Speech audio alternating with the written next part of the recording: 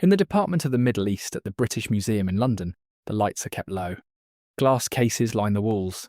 Inside them, fragments of a world that no longer exists. Lion hunt reliefs, carved in alabaster. Stone slabs the length of a man. Cylinder seals smaller than a fingertip. And tablets. Thousands of them. Clay rectangles the size of a hand, covered in tight slanting marks. Cuneiform, the oldest script of the Western world. In one corner of the Mesopotamian gallery, on a small pedestal under careful glass, rests a fragment of clay, roughly the size of a paperback book, 15 centimetres across, 13 high, just over 3 centimetres thick. Its edges are broken, its surface is cracked. The script runs in tight horizontal lines across both faces, every line a row of impressions made by a reed stylus pressed into wet clay nearly 2,700 years ago. The museum catalogues it with the simple label K.3375. 5 characters, a number in a system. The clay was wet once, then it dried, then it burned, then it was buried, then it was forgotten. And then in November of 1853, a Mosul-born archaeologist named Hormuzd Rassam dug it out of the earth in northern Iraq, packed it in a crate among thousands of other broken pieces, and shipped it to England. For 2 decades it sat in a basement at the British Museum. Unread, unrecognised, just another piece of ash-stained clay among the 15,000 fragments Rassam had recovered from the ruins of a city called Nineveh. In November of 1872, a self-taught Assyriologist named George Smith picked up this fragment from a tray. He was 32 years old. He had taught himself the cuneiform script in his spare time while engraving banknotes for a printing firm in his early 20s. He read the tablet, he read it again, and then, according to the account given later by his colleague at the British Museum, E.A. Wallace Budge, Smith stood up, began to undress in front of the other museum staff, and ran about the room in a state of considerable excitement. He had just realised that the lines in front of him described a great flood, a boat, a man told by a god to save his family, a dove released over the waters, a raven, a mountain landfall, a sacrifice, the smell of the offering, drawing the gods near. He had just discovered, in clay nearly 27 centuries old, a version of the story of Noah. Now hold that image of George Smith for a moment. The cluttered room in the museum basement, the fragment in his hand, the recognition rising in him. Because the question we are sitting with tonight is not how this tablet was made. It is not even what it says. The question is how this tablet survived. The library it came from contained, by the most conservative estimates, more than 30,000 tablets and fragments. It was assembled deliberately over decades in the 7th century BCE by a king named Ashurbanipal in the capital city of one of the most ruthless empires the ancient world had yet produced. It was the largest gathering of written knowledge in the world at that time. It held creation epics, flood narratives, medical texts, mathematical tables, astrological omens, spells, hymns, loyalty oaths, diplomatic letters, lexicons of dead languages already 1,000 years old when the tablets themselves were inscribed. And in the summer of 612 BCE, after a 3-month siege, the city of Nineveh fell to a coalition of Babylonians and Medes. The palace burned, the library burned, the empire ended. For a long time the story was told that way, a great accidental catastrophe. The conquerors set fire to the city, and the heat baked the tablets where they sat on the palace shelves. And that, in a strange way, is what preserved them for us. But the archaeology tells a stranger story. When Jonathan Taylor and the Ashurbanipal Library Project at the British Museum began carefully re-examining where each tablet had actually been found, the picture changed. The tablets were not in their shelved positions. They were not where a fire would have caught them, at rest. They had been sorted, smashed, dumped in piles across multiple rooms before the fire ever reached them. Someone, in the chaos of the city's last days, had taken the time to break the tablets first. This is what the title of tonight's story refers to. The Library of Ashurbanipal was not burned by accident.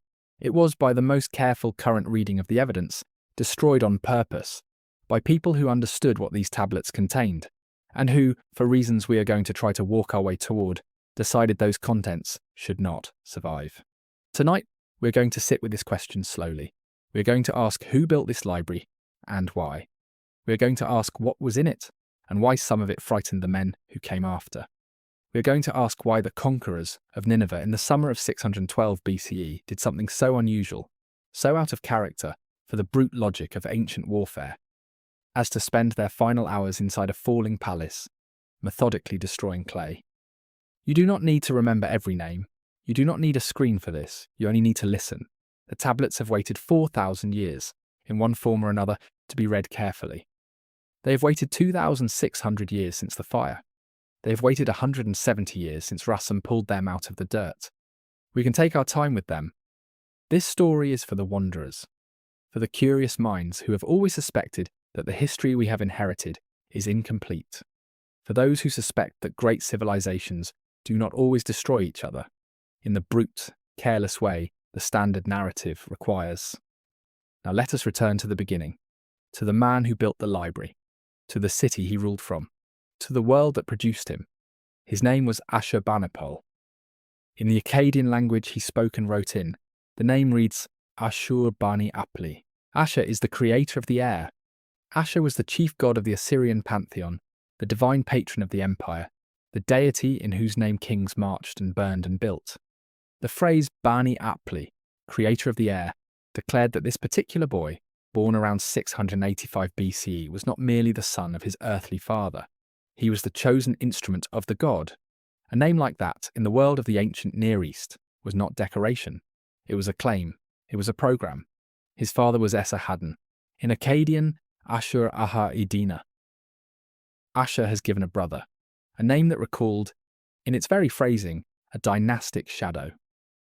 Esarhaddon himself had come to the throne in 681 BCE through fratricidal chaos. His own father, Sennacherib, the king who built the so-called palace without rival at Nineveh, had been murdered by other sons. Esarhaddon survived. He fought his way to the kingship through a civil war within the royal family.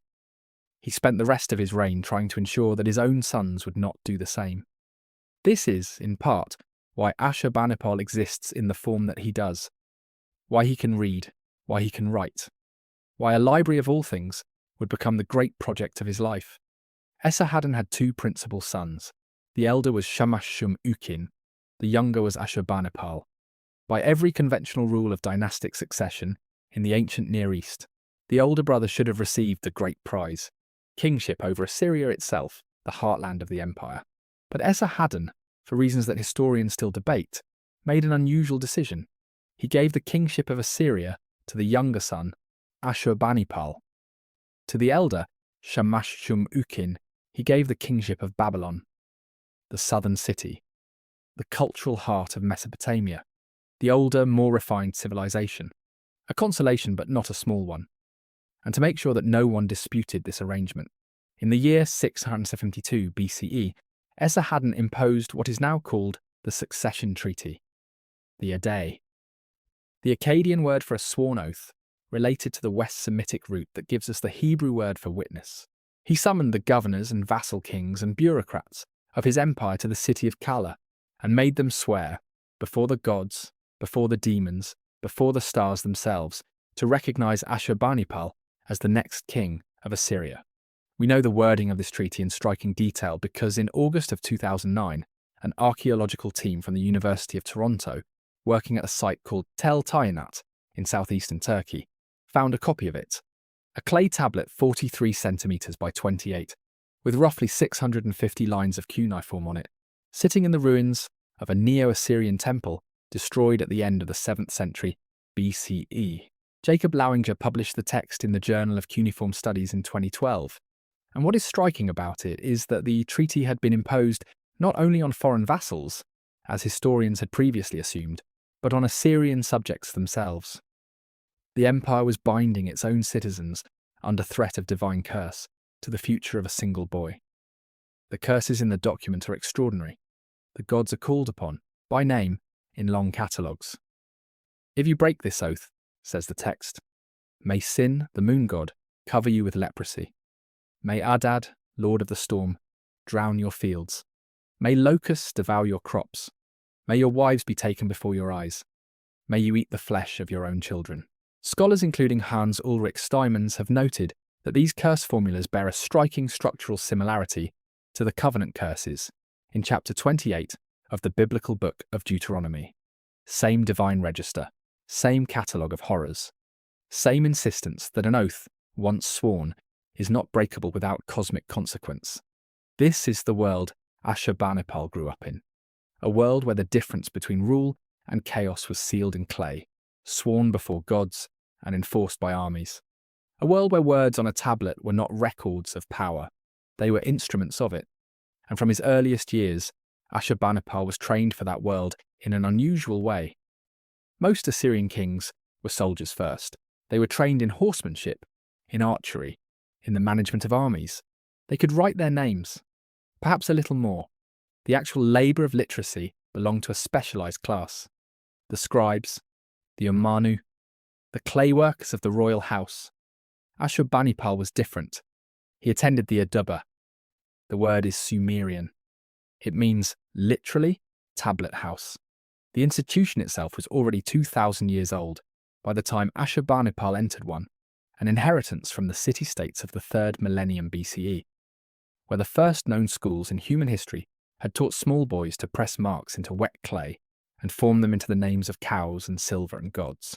Samuel Noah Kramer, the great American Assyriologist who spent his career at the University of Pennsylvania, documented the Adubba tradition in detail in his book, The Sumerians, published in 1963. The schools taught Sumerian, by then already a dead language, kept alive the way Latin would be kept alive in medieval Europe. They taught Akkadian, the living language of the empire. They taught mathematics. They taught astronomy. They taught divination. They taught the reading of livers, and the meaning of eclipses, and the sounds of the wind. Ashurbanipal completed this education. He says so himself, in inscriptions he commissioned later, with a pride that no other Assyrian king ever quite matched. He claims to have read the stones from before the flood. He claims to have understood the obscure Akkadian and the difficult Sumerian. He claims to have studied the omens, the heavens, the secrets that only the priests knew. In one famous passage, he describes himself as one who reads the clay tablets from Sumer, and the obscure Akkadian, the meaning of which is hidden in darkness. Not many kings in the ancient world or any other have ever publicly defined themselves first as readers. Whether he actually was as literate as he claimed is itself a debated question. Maximilian Streck, in his 1916 monograph on the king, took the claims at face value. More recent scholars, including Grant Frame and Andrew George, in their 2005 article in the journal Iraq, have noted that letters sent to the king by his scholarly advisors often include simplified explanations and direct quotes from the omen texts, suggesting that his literacy may have been more ceremonial than fully functional. Eckhart Fromm has made similar observations. The man may have been a serious student, or he may have been a king who liked the prestige of literacy and kept very competent staff close at hand. Either way, whichever version is true, the library is real. And it begins with him. Now let us follow Ashurbanipal into his palace at Nineveh in the years after his coronation and try to understand what he did there. Because what he did was, by any measure of the ancient world, unprecedented. He ascended to the throne in 668 BCE. His father Esarhaddon had died the previous year on campaign in Egypt, and the succession unfolded as the treaty had bound it to unfold. The empire held. Ashurbanipal inherited a state that stretched, at its widest reach, from the Nile Delta to the Zagros Mountains, from the foothills of the Caucasus to the head of the Persian Gulf. He inherited armies.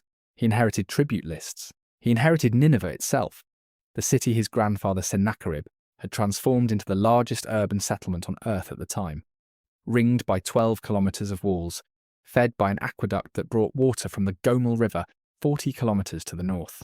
And among all the things he had inherited, the one that interested him most, in a way his predecessors could not have imagined, was the texts. He began collecting them almost immediately. We know this not from later speculation, but from his own correspondence. Tablets numbered BM 45642 and BM 28825 in the British Museum, published by Grant Frame and Andrew George in their 2005 article in the journal Iraq under the title The Royal Libraries of Nineveh, contain royal letters sent by Ashurbanipal to officials and scholars in southern Mesopotamia. The letters survive in fragments, but the instructions in them are clear enough. He names specific compositions He names specific scholars by name. He names specific cities. Go to Babylon, he writes. Go to Borsippa, Ida-Achain. Go into the houses of the learned men and into the temples of Nabu, and gather every tablet you can find. If the owners are unwilling, take the tablets anyway. If anyone has hidden texts from my agents, search for them, and bring back whatever you discover. Read this slowly and ask yourself what it means. This is not the language of cultural appreciation. This is the language of confiscation. A king of Assyria sending his agents, under royal seal, into the private libraries of Babylonian scholars to seize their books. There are several reasons a king might do such a thing. The most charitable is that Ashurbanipal genuinely loved learning, that his self-portrait in the colophons of his tablets, as a man who could read clay from Sumer and the obscure Akkadian, was sincere, that he saw himself as the steward of an inheritance older than his own dynasty, older than his own language, older than the wheel and the city and the cylinder seal. There is something in his correspondence that suggests this. He asks not just for the tablets, but for the commentaries on the tablets. He asks for the rare texts. He asks for the ones that exist in only 1 or 2 copies. He asks for what would otherwise be lost. There are less charitable reasons too. Knowledge in the ancient Near East was power in a very literal sense. To know the omens was to know the future. To know the rituals was to know how to bind the gods. A king who gathered all the texts into one place, behind palace walls controlled by his own scribes, was not just a patron of letters. He was a man removing certain instruments from circulation. A man making sure that the priests of Babylon, the diviners of Borsippa, the astrologers of Uruk, could not read futures that he himself did not also possess. Both things may be true. Most things in history are both things at once. What is not in doubt is the scope. The tablets that arrived in Nineveh, by purchase, by gift, by confiscation, by copying in scribal workshops dedicated to multiplying the king's collection, were sorted and shelved into one of the most ambitious archives ever assembled. The British Museum's Ashurbanipal Library Project, under the direction of Jonathan Taylor and previously of Jeanette Finke, has been working since the early 2000s to catalogue what survives of it. The numbers even now are still being refined. The library held at minimum somewhere in excess of 30,000 tablets and fragments. The catalogued portion in the Babylonian script collection alone, as of recent reports from the project, numbers 4,252 pieces. The Assyrian script portion is larger still. Fragments continue to be joined. Fragments continue to be identified. And the categories. The categories are what should give us pause. There were the literary texts, the Epic of Gilgamesh, in the 12-tablet standard Babylonian recension that scholars today still treat as their baseline edition, edited by Andrew George at SOAS in his 2003 2-volume Oxford publication. The Enuma Elish, the 7-tablet Babylonian creation epic in which the god Marduk slays the sea mother Tiamat and fashions heaven and earth from her divided body. The Atrahasis, the older flood narrative, with its account of human beings created out of clay, mixed with the blood of a slain god. The descent of Inanna, the myth of Adapa, the Era epic, the poem of the righteous sufferer, sometimes called the Babylonian Job, edited definitively by Wilfred Lambert in 1960. Lamentations, hymns to Shamash, the sun god, hymns to Ishtar, the morning and evening star. There were the divination series.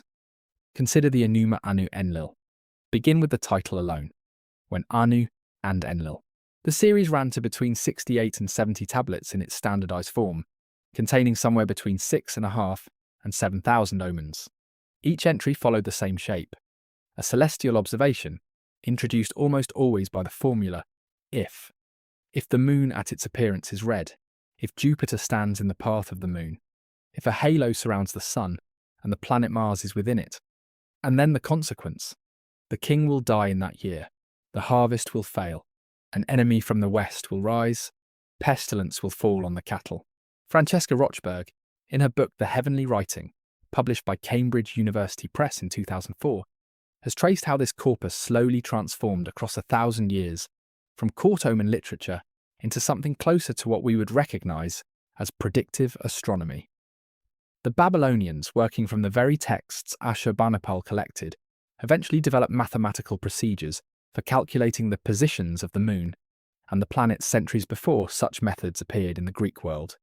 There were the medical series, the Sakiku, the diagnostic handbook, organized by symptom, the therapy texts, organized by treatment, recipes for compresses and pessaries, and tinctures using plants whose names we still cannot reliably identify, incantations against the demon Lamashtu, who steals infants in the night, incantations against the demon Pazuzu, whose small bronze face you can see today in a display case in the Louvre. The same demon who later became, by an unlikely chain of cultural transmission across the centuries, the face of evil in a 1973 film about an exorcism in a Georgetown townhouse. There were the Omen series that had nothing to do with the heavens.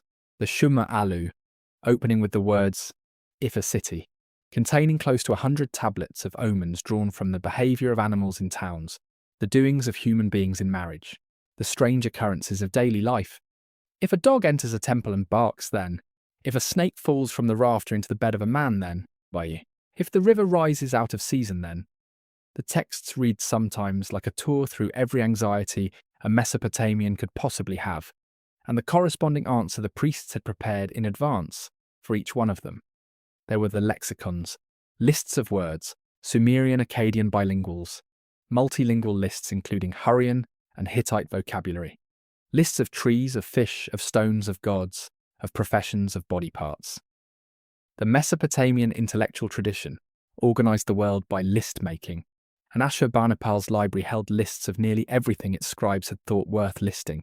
There were the rituals, the mouth-washing ceremony, the miss pie that brought a cult statue to life, the substitute king ritual, in which a man was placed on the throne during a period of dangerous omens to absorb the predicted disaster, and then ritually killed at its end, the Akitu festival texts, foundation deposits, building inscriptions.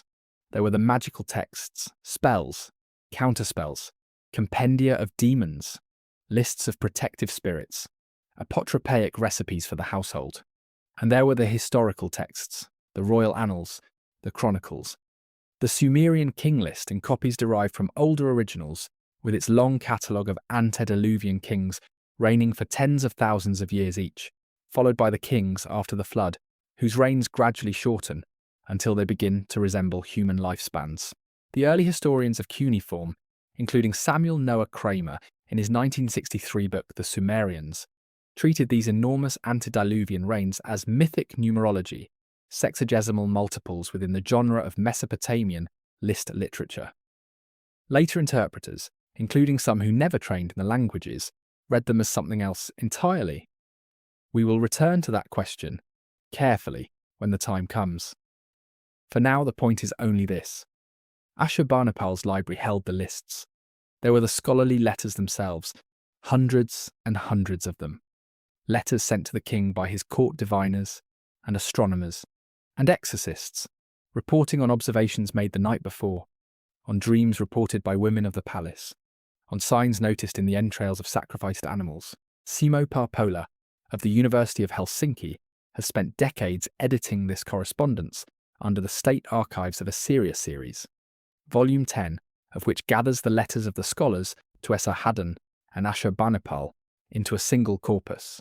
To read these letters, in Parpola's translations, is to step directly into the daily ritual life of a king who never made a major decision without consulting the stars, who postponed marches because the moon entered an unfavourable house, who allowed substitutes to die in his place when the omens turned dark, and running through all of it, pressed into the lower edge of nearly every tablet of significance, there was the colophon, the scribal sign-off, the same formula, repeated thousands of times in slight variations, Mentim and Ba, Palace of Ashurbanipal, king of the universe, king of Assyria, who trusts in the great gods, Ashur and Ninlil, the line that proved which tablet belonged to which collection, the line by which curators today can still sort, 2,500 years later, which of the British Museum's fragments came out of the king's personal library, and which came out of one of the temple archives elsewhere in the city.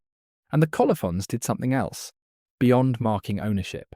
Some of them ended with a curse. The wording varies. A common version reads, in rough translation, "May anyone who removes this tablet, or substitutes his own name for the name of Ashurbanipal, have his name and his seed wiped out from the land. May Nabu and Tashmetu in their anger blot him out. May his god abandon him. Picture for a moment what it sounded like to be a Mesopotamian scribe in the middle of the 7th century BCE, working in the king's archive on a long afternoon, reaching the end of a copying day, pressing into the wet clay the final lines of an oath that would, in theory, outlast empire itself. Curses that called upon Nabu, the god of writing, the divine patron of the scribal craft, the son of Marduk, whose great temple at Borsippa, the Azida, the true house, was one of the principal sources from which the king's agents had taken their tablets in the first place. A god of letters, asked to keep watch over a private collection assembled, in part from books seized in his own temple. There is in this a certain irony that the Mesopotamians themselves would have recognised as belonging to the gods. Now let us pause for a moment and consider the scale of what was being built here. If we accept the lower estimates, 30,000 tablets. If we accept the broader figures, allowing for joins and fragments, and the texts still uncatalogued in storage, the number rises further. Each tablet held, on average, somewhere between 60 and 400 lines of script. The total content of the library, if you converted it into pages of modern printed translation, would fill, by the rough estimate that Andrew George and others have offered, somewhere in the range of 200,000 to 400,000 pages. There would not be another collection like it in the Western world for centuries. The Library at Alexandria, the Library at Pergamon. These are the names that survive in our cultural memory as the great archives of antiquity. They came later. Both were built in part on traditions that flowed out of Mesopotamia. Both were also burned, in their turn. Both are also famous for their burning. But the library at Nineveh predates Alexandria by more than 300 years, and Pergamon by more than 4, and the library at Nineveh, alone among the three, has actually survived. Not whole, not intact, but survived in the only form that ancient writing can survive across 2.5 millennia. Baked clay, pressed marks, tens of thousands of fragments preserved by the very fire that consumed the palace they were stored in. This is what gives the question of the destruction its weight. The Library of Alexandria, when it burned, took its papyrus with it. The Library of Pergamon, when its collection was eventually dispersed to Egypt, became indistinguishable from the rest of the Alexandrian holdings and shared their fate. But the Library of Ashurbanipal, when Nineveh fell in the summer of 612 BCE, did not entirely disappear. The fire did to papyrus what fire does, but what fire does to wet clay, or even to clay that has dried in the Mesopotamian sun for 40 years, is something else. It hardens it. It preserves it. The library should, by all the logic of material survival, have come down to us in better condition than its papyrus successors.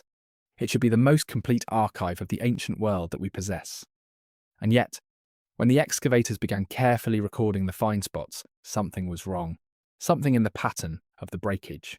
Something in the way the tablets had been left, in the rooms where they ended. To understand what they noticed, we have to go back into the dust. We have to go back to a year and a hill and a French consul in northern Iraq, 2,455 years after the city's fall, climbing through the loose earth above a buried palace, looking for something he was not yet certain existed. Now let us return to the moment the library was found. The year was 1842. Paul-Émile Botta was 38 years old, the son of an Italian historian and naturalist, fluent in several languages, recently appointed French consul at Mosul on the Tigris.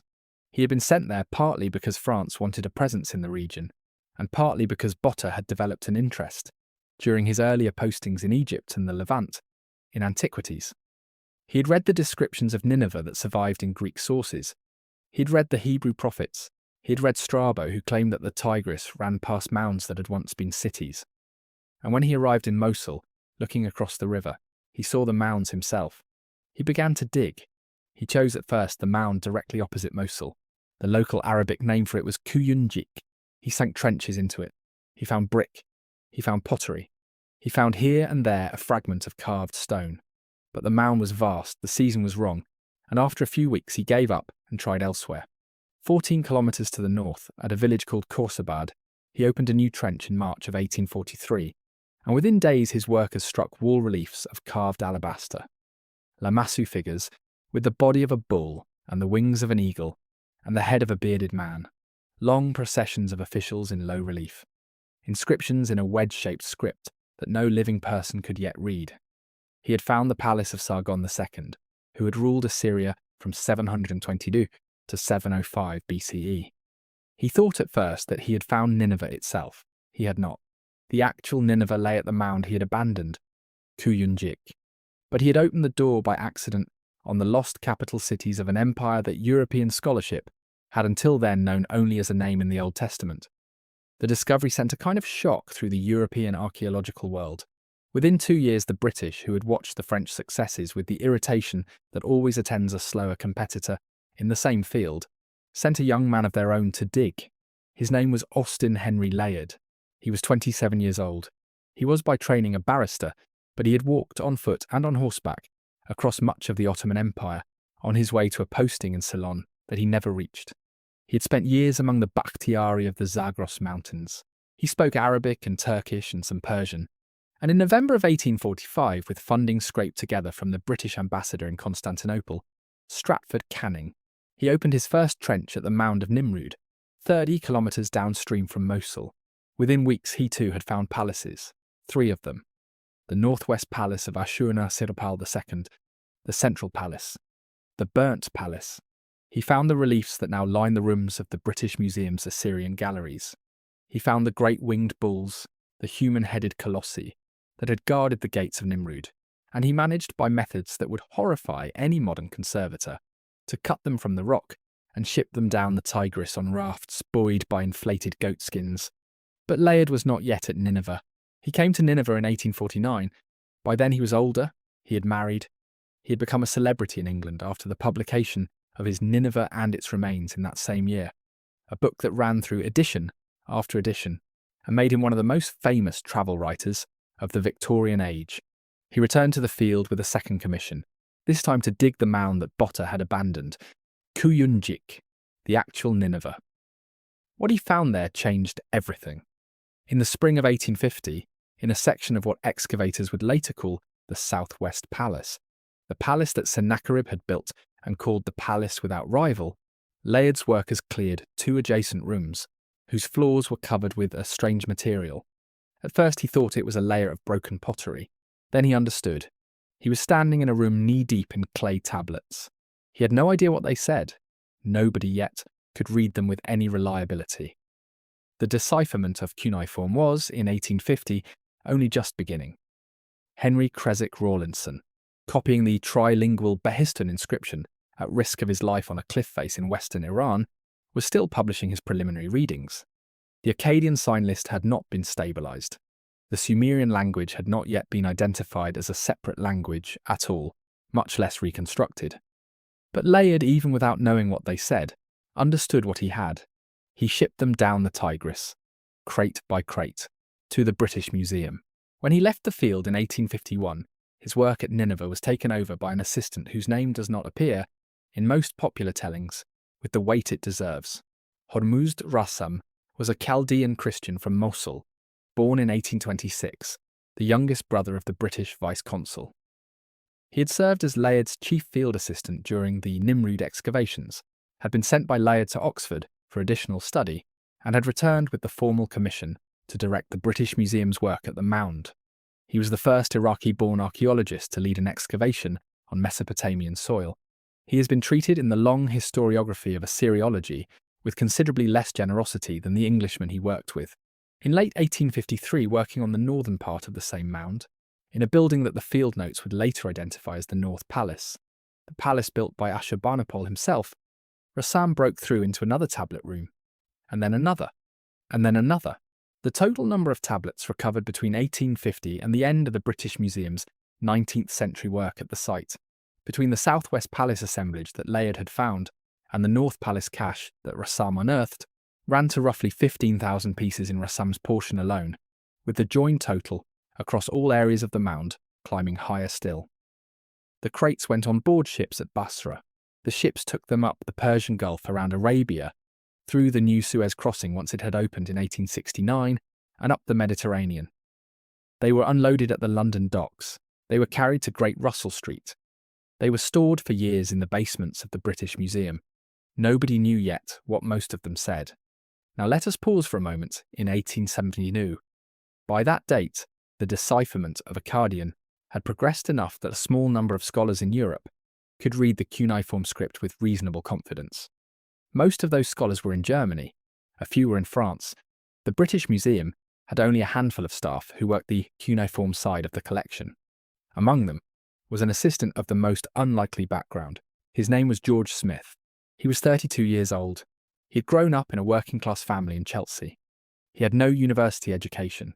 He had been trained, originally, as a banknote engraver, a trade that required steady hands and excellent eyesight, and a tolerance for working long hours over fine detail. He had taught himself cuneiform. The story, as told by David Damrosch in his 2007 book, The Buried Book, is that Smith had begun to spend his lunch hours during the engraving apprenticeship in the cases of the British Museum's Assyrian antiquities, and had become obsessed with the inscriptions. By his 20s, he had taught himself enough of the script to begin transliterating fragments at home. The museum eventually noticed him. He was given a position sorting tablets. He was promoted. By 1872, he was, in practical terms, one of the most accomplished readers of cuneiform in Britain. And in the autumn of that year, working through a tray of unjoined fragments from the Kuyunjik collection, he reached for a tablet that had been catalogued under the number K3375. He read it. He read about a great deluge. He read about a man who had been told by a god to build a vessel of specific dimensions. He read about animals being brought aboard. He read about water rising over the mountains. He read about a dove that was released and returned, and a raven that was released and did not return. He read about the survivor offering sacrifice on a mountaintop after the waters fell, and the gods gathering above the smoke like flies. He recognised it. Any English reader of his era would have recognised it. The Hebrew Bible's flood narrative in cuneiform script on a tablet that was older than the oldest known manuscript of Genesis by more than 1,000 years. Damrosch reports the moment as Smith's biographers do. Smith stood up. He walked across the workroom. He began to undress in the room, in front of the other museum staff. He was, by some accounts, dancing. He was, by other accounts, simply overcome. He had to be calmed. He sat down again, and over the next several weeks he worked through what he had found. On the 3rd of December 1872, he presented his discovery to the Society of Biblical Archaeology in London. The Prime Minister, William Gladstone, was in attendance.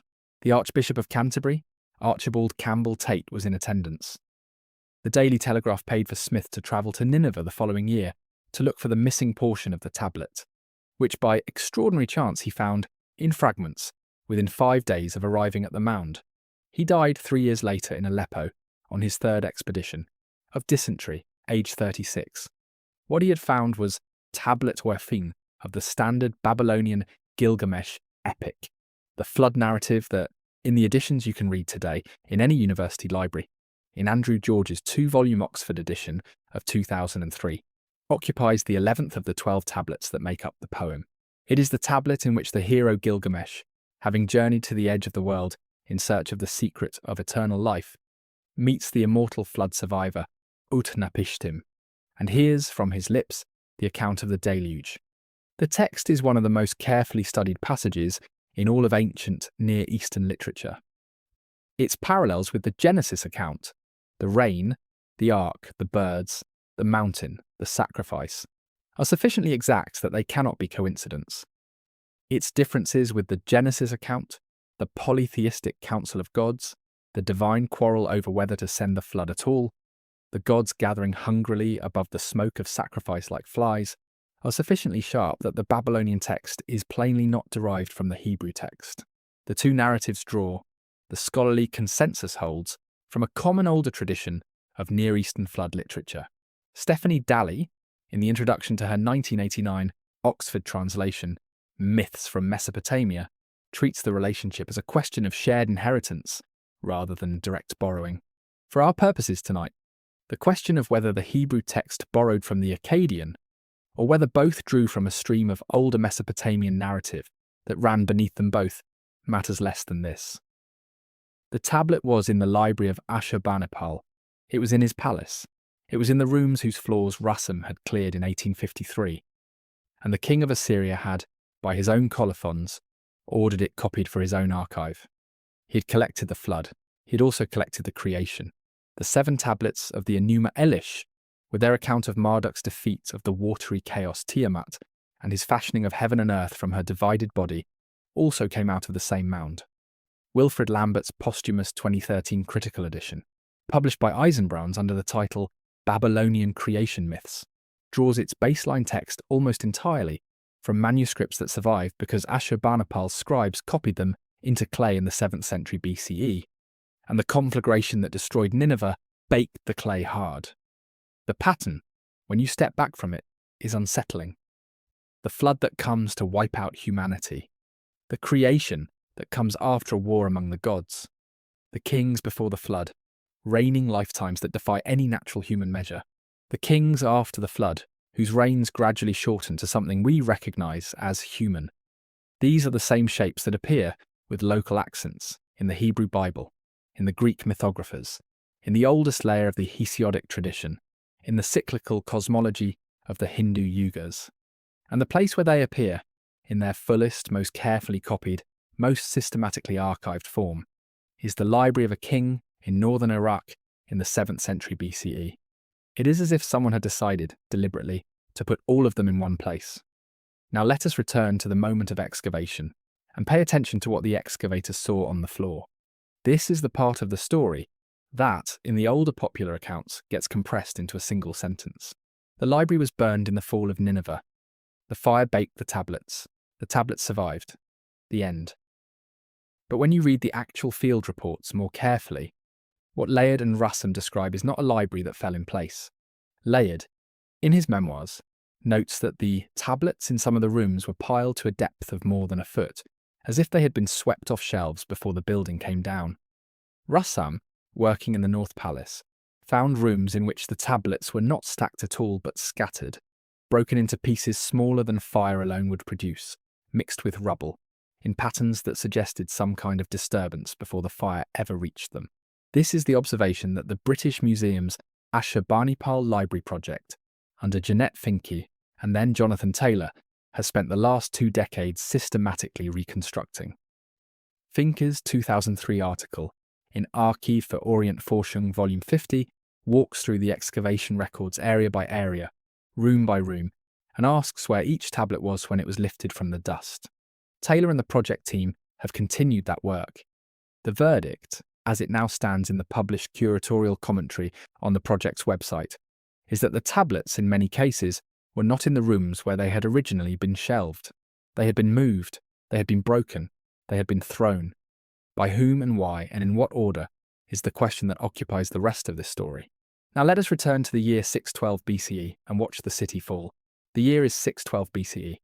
The month, by the reckoning of the Babylonian Chronicle that preserves the date for us, is Ab in our calendar, late July or early August. The heat in the upper Tigris Valley at that time of year is severe. The river runs low. The fields around the city, already harvested, are stubble. Nineveh has been under siege since the month of Sivan, which is to say since late May or early June. 3 months more or less. Long enough for the granaries inside the walls to thin. Long enough for the wells to be watched. Long enough for the messengers that the king of Assyria, Sin-Shar-Ishkun, had sent west and south for relief either to arrive or to fail to arrive, in time for it to matter. The siege is not the work of a single power. It is a coalition. The text we have for it is the Babylonian Chronicle ABC3, also catalogued under the British Museum, number BM 24901. A tablet of unassuming size that records, in the dry voice of a Babylonian court analyst, the campaigns of Nabopolassar of Babylon and his Median ally Cyaxares. C.J. Gadd published the first full translation of it in 1923 under the title The Fall of Nineveh. It has been re-edited and refined since most authoritatively by A. Kirk Grayson in his Assyrian and Babylonian Chronicles of 1975. But its skeleton has not changed. The chronicle tells us that the Medes had already done the harder of the 2 preparatory wars. In 614 BCE, 2 years before the siege of Nineveh, Cyaxares had reduced Ashur, the old religious capital of the Assyrian heartland on the Middle Tigris. The city of Ashur was where the empire had taken its name. It was where the god Ashur had his principal temple. It was the original home of the Assyrian state. and in 614 BCE it fell to the Medes, who, by the Chronicles' account, slaughtered its inhabitants and looted its sanctuaries. That is when the alliance was sealed. Nabopolassar of Babylon, the Chaldean king who had thrown off Assyrian overlordship in 626 BCE, travelled north to meet Cyaxares at Ashur after the city's fall. They made a pact. They divided what was to come. In the early summer of 612 BCE, the combined Medo-Babylonian force moved on Nineveh. What was Nineveh at this moment? It was the political capital of an empire that had ruled the Near East for more than 2 centuries. It was the city that Sennacherib had rebuilt at the end of the 8th century BCE on a scale calculated to outshine every previous capital. Its outer wall, by the boast of Sennacherib's own inscriptions and confirmed by the surveys of Layard and his successors, ran some 12 kilometres in circumference. Its inner population, in the 7th century, may have approached 150,000. It was by every measure available to a 7th century reader the largest and most powerful city in the known world.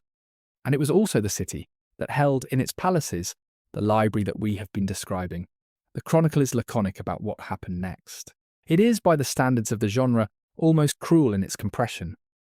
From the month of Sivan to the month of Ab, 3 months, the kings of Akkad and Media camped against Nineveh. In the month of Ab, the chronicle says, the city was taken. A great heap of corpses lay in the streets. The king of Assyria perished in the fires of his own palace. The temples were turned into mounds and ruins. That is the whole account. 4 sentences, more or less. The death of an empire compressed into the kind of language a clerk might use for a routine harvest report. Now let us pause on Sin-shar-ishkun for a moment, because he matters for what we are about to consider. Sin-shar-ishkun was the penultimate king of Assyria. He had ruled since 627 BCE, the year his father Ashurbanipal died. He had presided in his 15 years on the throne over the rapid disintegration of the empire his father had brought to its zenith. The provinces had broken away. The Babylonians under Nabopolassar had thrown off the yoke. The Medes had become unmanageable. The Egyptians, sensing the change, had begun to push north again. And in the summer of 612 BCE, Sin-shar-ishkun found himself in his own palace, in his own city, watching the wall come down. Greek tradition, refracted through Ctesias of Cnidus in the 5th century BCE, and from there through Diodorus Siculus in the 1st century BCE, would remember him under a different name, Sardanapalus, the decadent last king of the East. The figure who, in Byron's 19th century verse drama of the same title, builds a pyre in his own bedchamber, gathers his concubines and his treasures upon it, and lights it himself rather than fall into the hands of the besiegers. The Greek romance is a Greek romance. It is not history. But the kernel that survives in the Babylonian chronicle, the king perishing in the fires of his own palace, is close enough to the romance that we cannot help wondering what the Greeks had heard and from whom. What we know with reasonable confidence is that on a day in August of 612 BCE, the walls of Nineveh failed. The chronicle does not tell us how. Some have suggested, on the basis of a slightly ambiguous phrase in another text, that the Kossa River, which ran through the city, was used to undermine the foundations. Others have proposed simple siege engineering, undermining and ramps. In any case, the breach came, and once the breach came, the city had perhaps hours. The palaces stood on the highest part of the mound, the southwest palace, the one that Sennacherib had built and called his palace without rival, the north palace, the one Ashurbanipal had built for himself.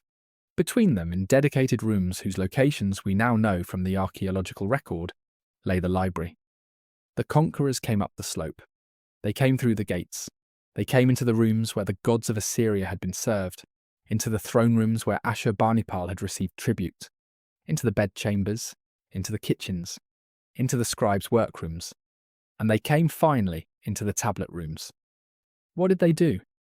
Here is where the older accounts, the ones written before the modern reanalysis of the find spots, simply say that the palaces burned, and the tablets were baked, and the library, by the strange luck of conflagration, was preserved. Here is what the modern reanalysis says. The tablets, in the rooms where the British Museum's excavators found them, were not in the configurations a librarian would leave them in. They were not lined up on shelves and toppled by collapsing roofs.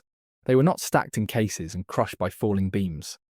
They were, in many rooms, swept off their shelves and into the centres of the floors. They were, in some areas, broken into pieces too small for fire alone to have caused. Pieces small enough that the modern reconstruction effort, the work that Jeanette Finke and now Jonathan Taylor have led at the British Museum since the early 2000s, has had to involve thousands of individual joins, fragment to fragment, to recover even a single tablet.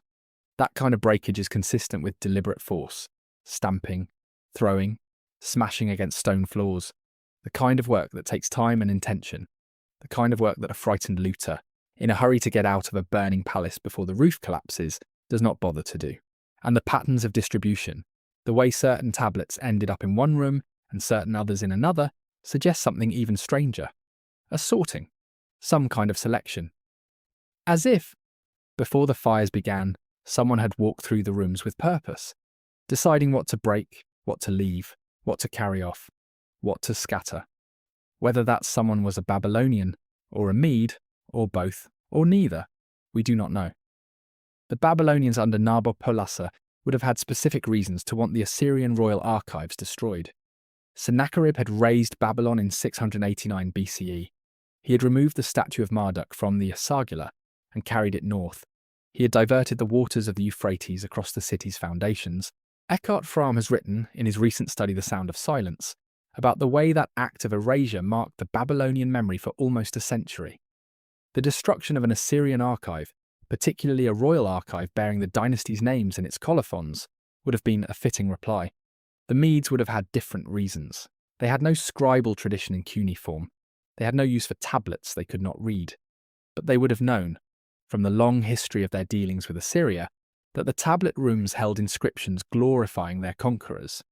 They would have known that the colophons named the king and the dynasty, and they would have understood, in the simple way that any soldier understands, that the way to end an enemy's memory of itself is to destroy the things that hold that memory. But the question of who did it is, in some ways, less interesting than the question of why some tablets seem to have been spared. Because here is the thing. The library was not totally destroyed.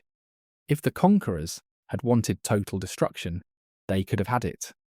A fire hot enough to vitrify the surface of clay is not easy to produce, but a fire sustained long enough to crack and pulverize the tablets is easy to produce. The conquerors had time. They had the city. They had no one to stop them. If they had wanted to leave nothing, they could have left nothing. What they left instead was a strange and selective survival. The colophons that named Ashurbanipal as collector were broken.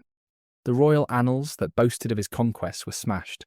The reliefs in the throne room, the lion hunts and the campaign scenes were defaced.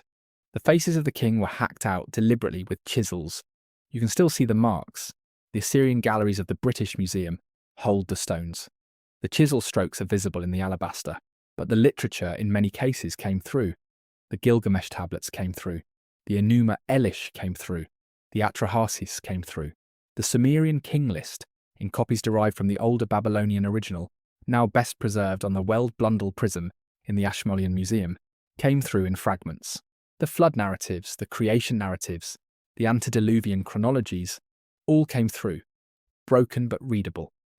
This is the pattern that, when you look at it from a certain distance, becomes difficult to explain by pure accident. The propaganda of the dynasty was attacked. The knowledge that the dynasty had collected was not, or not in the same way, or not by the same hand. Or to put it more carefully, because we are not in the business tonight of certainty. The royal propaganda shows the marks of attention. The accumulated knowledge does not, or does not to the same degree. What does that mean? It might mean very little. It might mean that the conquerors were ideologically motivated against the dynasty, but indifferent to the literary tradition. It might mean that the tablet rooms were too numerous to be efficiently destroyed, and the fires reached some areas and not others. It might mean that some Babylonian scribe, walking through the rooms in the day or two before the final retreat from the city, took the trouble to set aside, in a corner, the text that mattered to him as a scribe. There are versions of this hypothesis in Frame, and George's 2005 study, The Royal Libraries of Nineveh, published in Iraq, Volume 67. They are cautious about it. They do not push the inference further than the evidence will bear. Or it might mean something else. It might mean that there are some texts and some kinds of knowledge, that even an army victorious enough to burn a capital city is unwilling, in the end, to erase. Let that thought sit with you for a moment. The king of Assyria is dead, the wall is breached, the fires are spreading from chamber to chamber. The conquerors are moving through the palaces with axes and torches. They are defacing the reliefs of the king. They are smashing the royal annals. They are throwing the inscribed bricks of Sennacherib into the dust. They are taking, by the explicit testimony of the Babylonian Chronicle, the statues of the gods back to their proper cities. They are erasing, methodically, the political memory of the dynasty. And then they reach the tablet rooms, and the literature, by some pattern we do not entirely understand, survives. The clay is baked by the fire. The shelving collapses. The roof comes down. Centuries pass. The mound that Nineveh becomes is, for 2.5 millennia, simply a hill in northern Iraq with the wind blowing across it. The local Arabic name for the larger portion of the mound becomes Kuyunjik. The local people know it is something. They graze sheep on it. They build small structures near it. They pass it on the road from Mosul to the north. They do not, for most of those centuries, know what is underneath. And underneath, in rooms whose ceilings have fallen and whose doorways have filled with dust, the tablets that were not destroyed lie waiting. The flood waits. The creation waits. The kings before the flood wait. For 2,455 years. Until a French consul in Mosul reads a passage in Strabo and decides to sink a trench into a hill across the river. Now, let us return to the question that has been gathering beneath all of this since the beginning. Why was this material assembled, and why, when the city fell, was it broken with such evident care? Now let us approach those questions one at a time. Ashurbanipal himself, in the colophons he had appended to many of the tablets in his collection, gave answers to the first question. The colophons are short formulaic texts, usually placed at the end of a tablet, identifying who wrote it, who owned it, sometimes who copied it from what original. They were the 7th century equivalent of a library accession stamp.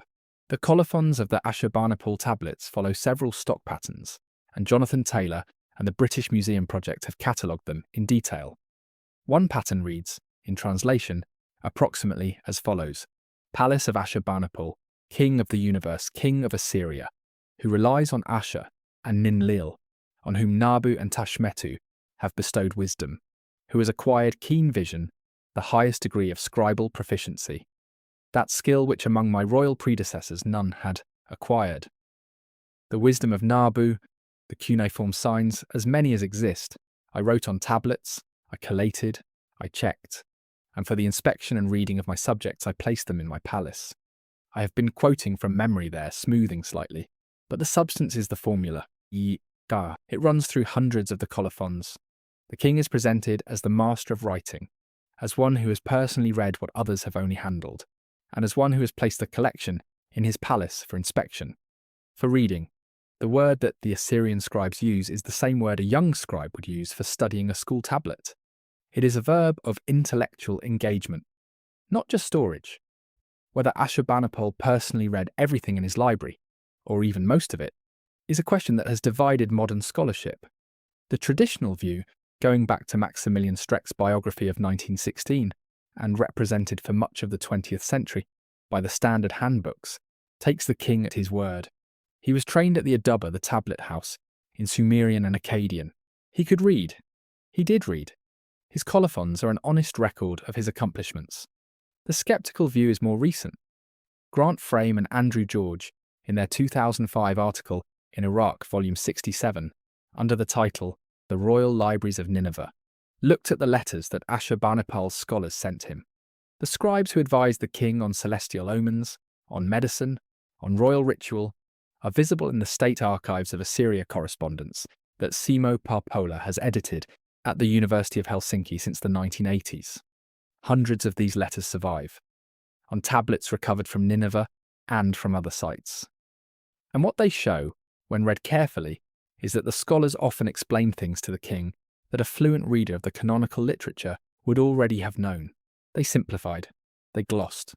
They translated in some cases from the Sumerian phrases that the king's own colophons claim he was able to read. That does not necessarily mean the king could not read.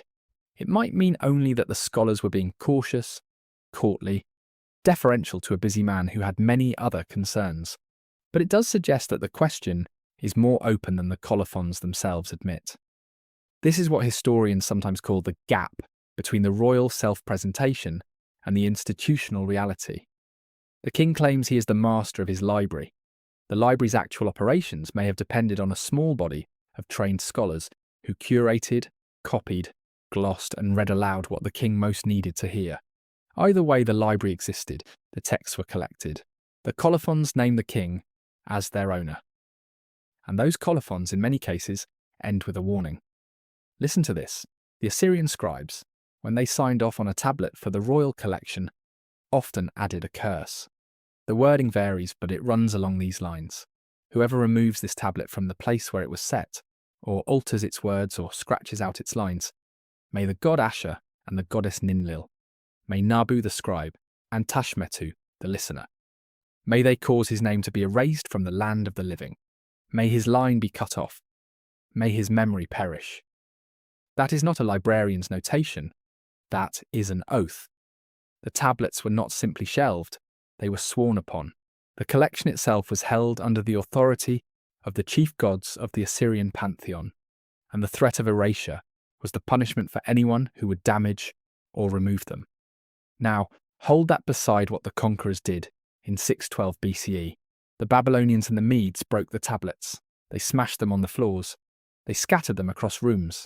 They did to the king's collection precisely what the king's own colophons had warned that the gods themselves would do to anyone who broke faith with the library.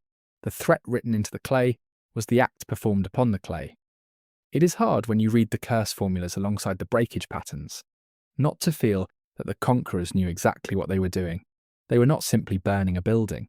They were enacting deliberately the inverse of the king's protective oath. They were performing in physical destruction the ritual reversal of an Assyrian library spell. That is not provable.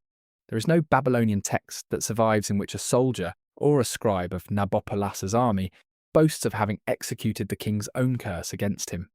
But the pattern, when one sees it laid out across the rooms of the Southwest Palace and the North Palace, suggests that the people who entered the tablet rooms in 612 BCE were familiar, in some operational sense, with the kind of text they were destroying.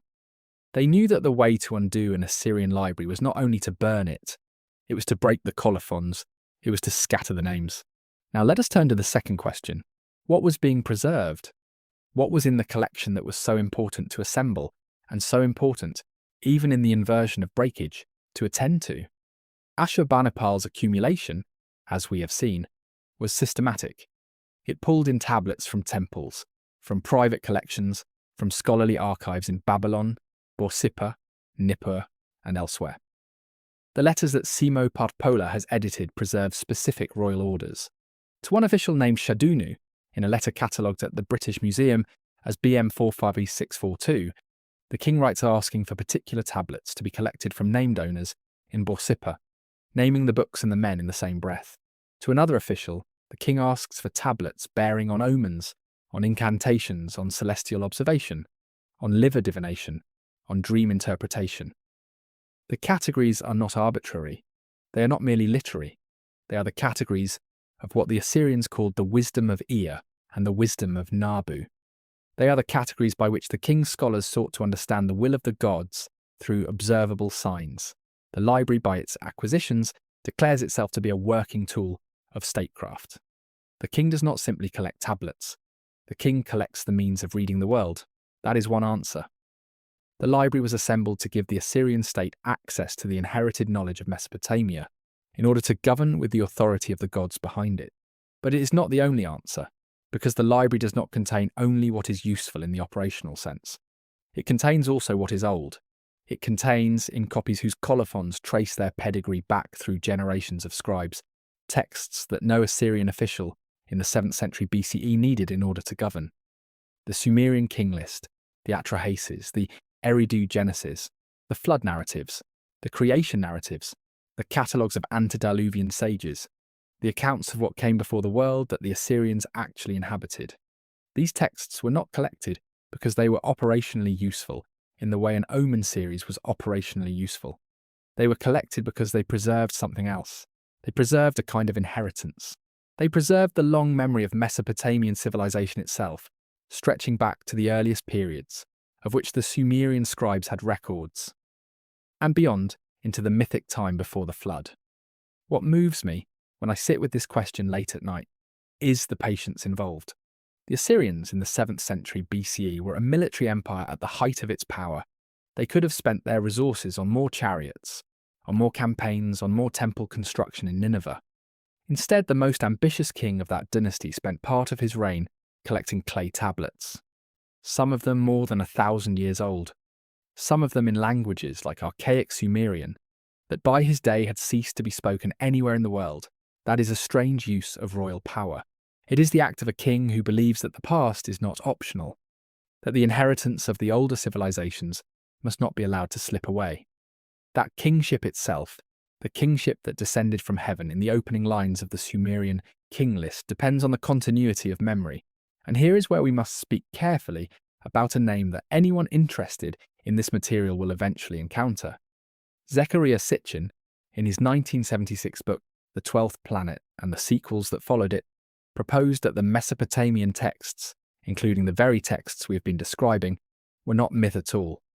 They were, in his reading, a coded record of the arrival on Earth of an extraterrestrial people, the Anunnaki, from a planet he called Nibiru, the very long reigns in the Sumerian king list, the antediluvian sages, the gods who descended from heaven to teach humans the arts of civilization. All of these were, on Sitchin's reading, the lightly mythologized memory of a historical contact. Let me be straightforward about this. The Anunnaki are real, in the sense that they appear extensively in actual cuneiform records.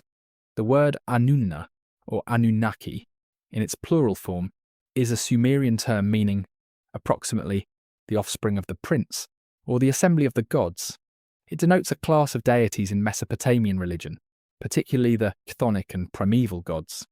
This is not in dispute among qualified Assyriologists. The Anunnaki appear in the Atrahasis. They appear in the Enuma Elish. They appear in cult texts and ritual texts and royal inscriptions. Their presence in the corpus is well documented and uncontroversial. Sitchin's interpretation of who the Anunnaki were and where they came from goes beyond what the textual evidence supports. There is no tablet from Ashurbanipal's library, or from any other Mesopotamian site that has been excavated and translated, that identifies the Anunnaki with extraterrestrial visitors or with a planet called Nibiru, in the sense that Sitchin used the word. The reading is his. It is not the reading of Samuel Noah Kramer, who did more than any modern scholar to translate Sumerian literature into accessible English. It is not the reading of Andrew George, whose 2-volume critical edition of the Babylonian Gilgamesh epic, published by Oxford in 2003, remains the textual baseline that every working Assyriologist consults. It is not the reading of Stephanie Dalley, whose Myths from Mesopotamia gives the most widely used translations of the Atrahasis and the Enuma Elish. It is not the reading of Wilfrid Lambert, whose Babylonian creation myths, published posthumously by Eisenbruns in 2013, is the standard critical edition of the cosmogonic literature. Tonight we are working with what the tablets themselves describe, in the translations of qualified Assyriologists, and with what the archaeological record shows of the library that held them. The reader who wishes to follow other roads is free to do so, but we will keep here to the clay. What the tablets themselves describe is, in any case, remarkable enough. They describe a flood. They describe the creation of humans from clay, mixed with the blood of a slain god. They describe a council of gods convened to decide the fate of humanity.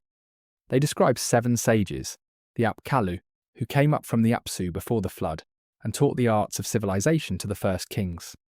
The Sumerians and the Babylonians and the Assyrians wrote these things down, on clay in cuneiform, and then they copied them, and then they copied them again, and then a king in the 7th century BCE went to extraordinary lengths to gather as many of those copies as he could into a single palace.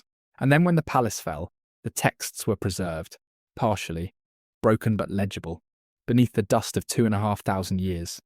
Whatever interpretation one finally settles on, that pattern of preservation is itself an extraordinary fact. The tablets did not have to survive.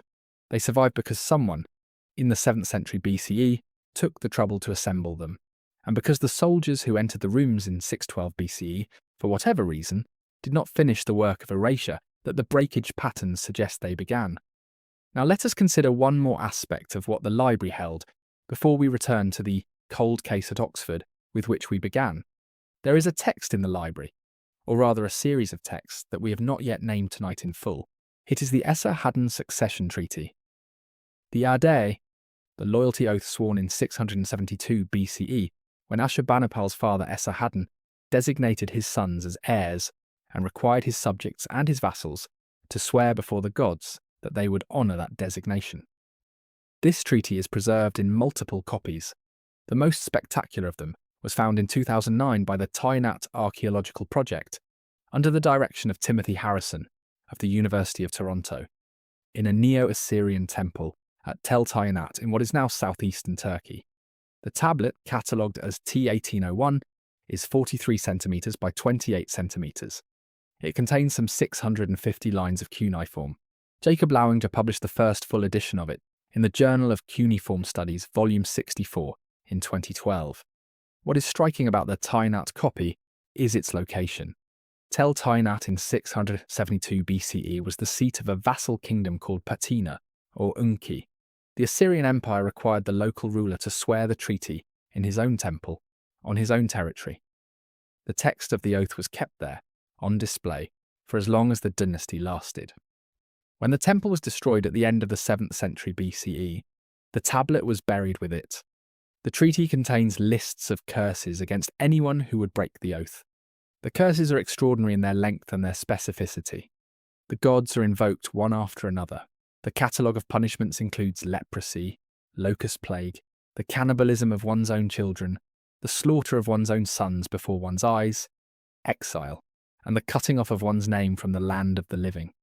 The literary parallels between these curse formulas and the curse formulas in chapter 28 of the Book of Deuteronomy have been noted by scholars for more than a century.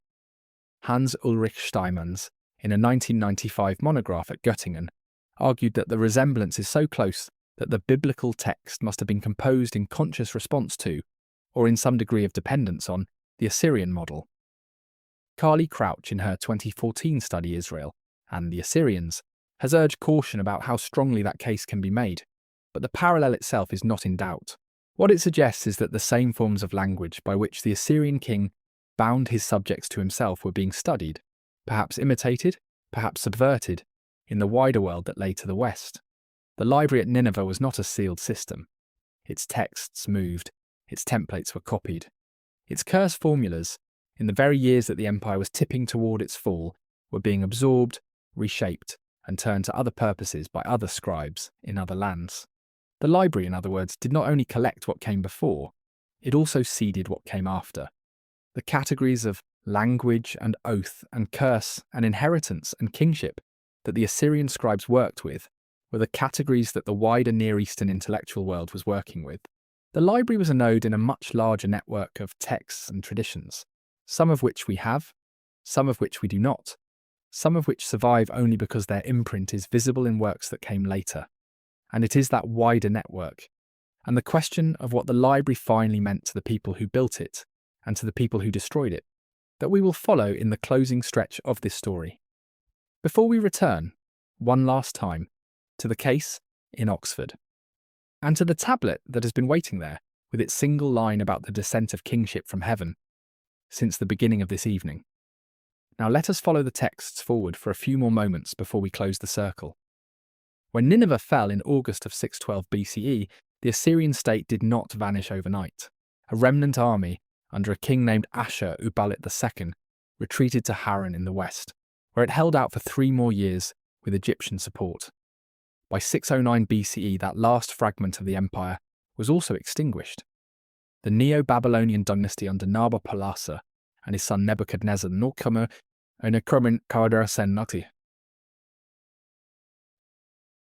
inherited the Mesopotamian world, and with it inherited, in many cases physically, the texts that the Assyrian library had collected. Some of those texts went to Babylon, some were carried to Borsippa, some were copied and recopied through the Persian period, through the Seleucid period, and into the Parthian era, when the last cuneiform tablets we know of were inscribed by aging scribes in the temple precincts of Babylon and Uruk. Enuma Anu Enlil, the omen series that Ashurbanipal's astrologers had used to read the sky for him, survived in a copy dated to 194 BCE. That is, the very tradition the king had assembled in order to make himself the master of celestial divination outlived his empire by more than 4 centuries. Then, slowly, the language itself went silent. Akkadian as a spoken tongue faded into Aramaic. The scribal schools closed. The last cuneiform tablet inscribed in any genre that has been securely identified is dated to the 1st century of the Common Era. After that, the script was forgotten. For nearly 2,000 years, the wedge-shaped marks on Mesopotamian clay were illegible to anyone in the world. What survived in the meantime were echoes.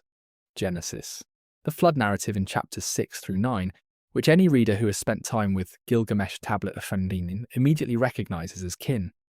The chaos to cosmos opening of Genesis 1, in which the Spirit of God moves over the face of the waters, where the Hebrew word for the deep tehom is etymologically cognate with the Akkadian Tiamtu, the name of the Chaos Mother slain by Marduk in the Enuma Elish, the covenant curses of Deuteronomy 28, with their language so close to the Esarhaddon that some scholars argue the Hebrew text was composed by men who had seen the Assyrian tablets themselves. The Babylonian Chronicle, BM 2101, fragmentary, businesslike, dated by the Neo-Babylonian scribe to the year and the month and the day, recording without commentary that in the month of Ab, in the 14th year of Nabopolassar, the king and his Median allies camped against the city of Nineveh, and the city was taken, and a great heap was made of it. These are the threads by which the library's contents reached us, before any modern excavator had touched the mound at Kuyunjik, the categories of language and oath, of flood and creation, of covenant and curse. They did not vanish in 612. They were carried forward, in pieces, in other tongues, by other communities, and they shaped the religious imagination of the Mediterranean and the Near East for the next 2,500 years. What this means when we sit with it is that the library was never really destroyed. It was broken, it was scattered, its physical organisation was undone, but the content, in the deeper sense, in the sense of the patterns of thought and language and ritual that the tablets encoded, kept moving. Through scribal traditions in Babylon, through Aramaic translations in the Persian period, through the Hebrew compositions of exiles in the 6th century BCE, men who lived in Babylon and saw with their own eyes the city that had inherited Nineveh's tablets. Through, eventually, the Greek and the Latin and the Arabic and the European vernaculars, by which all of this finally reached the world of the modern museum. The clay was broken, the transmission was not.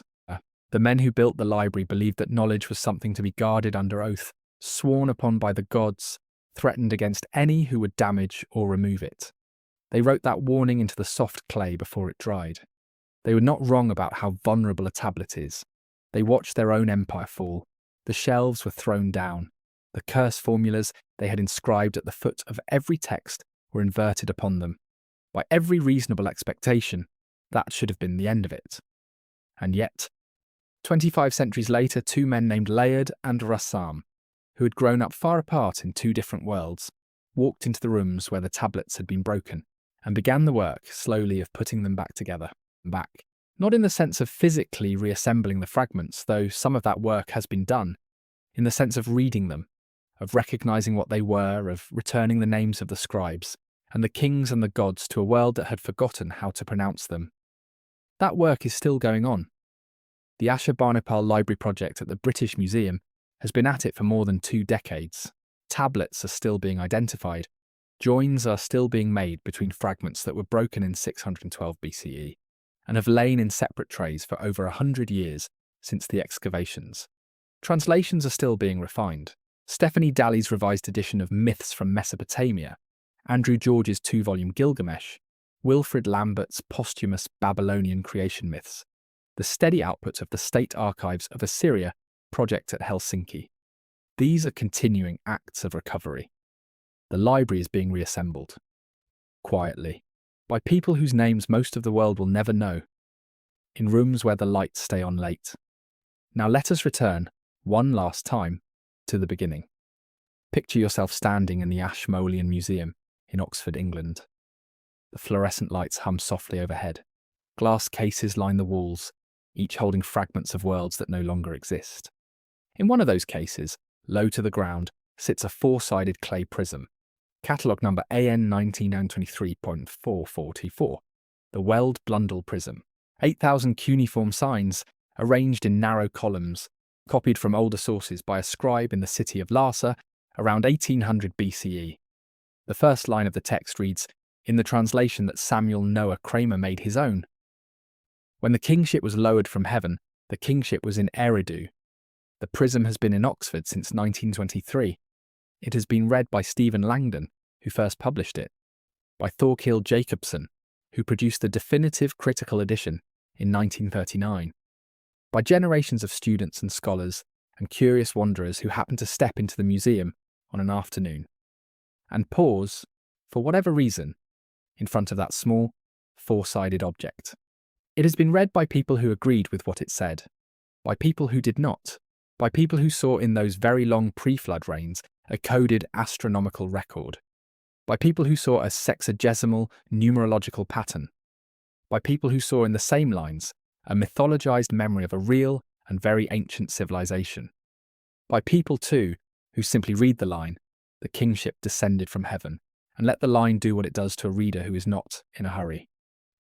Tonight we have followed that line backward, through Ashurbanipal's library, which copied this same text, in the 7th century BCE, into its own canonical collection. Through the destruction of that library in the year 612 BCE, through the scattered tablets and the curse formulas, and the long network of texts that survived afterward in other forms, other languages, other communities, through the figure of the king who built the library, whose colophons claim he could read the Sumerian of the prism itself, through the scholars who, by candlelight in the British Museum and by daylight in the Ashmolean, gave back to those tablets the names and the lines they had carried in silence through 25 centuries. What moves me when I stand in imagination in front of that case in Oxford is that the prism does not argue with us. It does not perform.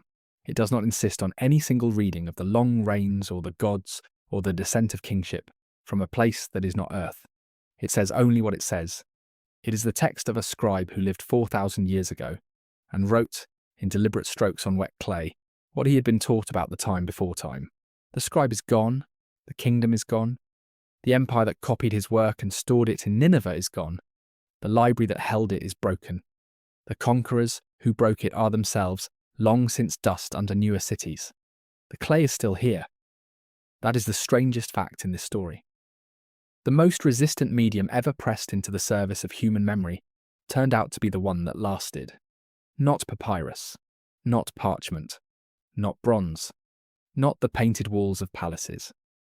Clay, simple clay, taken from the riverbanks of the Tigris and the Euphrates by men who knew how to shape it, and pressed with a reed stylus, and either dried in the sun or baked in a kiln.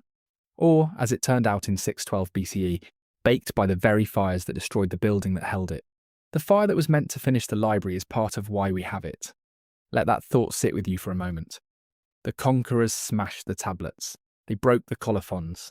They reversed the curse formulas that the king had written into the clay. They did, by every indication, exactly what they intended to do to Ashurbanipal's library, and the heat of their own destruction baked the broken clay until it would no longer dissolve. The shards became permanent. The wedge marks were sealed into the surface for the next 25 centuries. Whatever the Babylonians and the Medes intended in the rooms of the Southwest Palace and the North Palace on those August nights in 612 BCE, they did not accomplish it. The names they meant to erase were preserved by the very flames they used to erase them.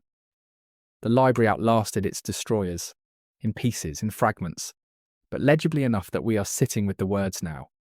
What moves me finally is the patience of the material itself.